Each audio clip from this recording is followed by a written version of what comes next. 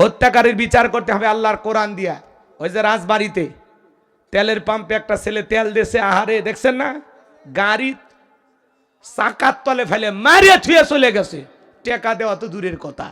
কি বলেন? শরিয়ার আইন যদি থাকতো, পেশাদ যদি থাকতো, হত্যার বদলে হত্যা, যেভাবে গাড়ির চাকার তলে ফেলে মারছে, যারে পুলিশ গ্রেফতার করছে ওরেও এরকম চাকার তলে ফেলে মারা লাগবে।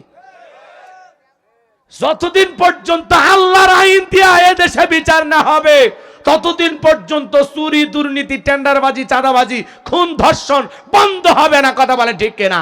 এই জমিনে আল্লাহর আইন চালু হোক। কারা কারা চান হাত তুলে দেখা। লিল্লাহে তাকবীর। সৎ নির্ভীক আল্লাহওয়ালাদেরকে সমাজের নেতা বানাইতে হবে। চোর, ডাকাত, সন্ত্রাস, চাঁদাবাজ এদেরকে নেতা বানাইলে আরো সর্বনাশ হবে। বিগত 16 বছরে ওরা দুর্নীতি করে দেশে কিচ্ছু রাখেনি, সব নিয়ে গেছে, ওরা কামড়ে খাচ্ছে। আর সামনে যদি আবারও দুর্নীতি শুরু হয়, কোদাল দিয়ে ঘুরে খাবি। কি দিয়ে ঘুরে খাবি? হ্যাঁ, পরে মাটি খুঁজে পাবেন না। ঘুম আসবেন বাংলাদেশে, চোখ খুলে দেখবেন আপনি ভারতের লোক। হ্যাঁ, দেশ খুবই। চাচা রাগ করতেছেন আপনারা? হাসির ছলে কথাগুলো বললেও মন খারাপ করবেন না। হুজুর কি বলতেছে একটু বুঝে নেওয়া লাগবে। কথা বোঝেন না? মজার ছলে কথা বললেও লাইনটা গেছে কোন জায়গায় একটু খেয়াল করে শোনেন বাজান।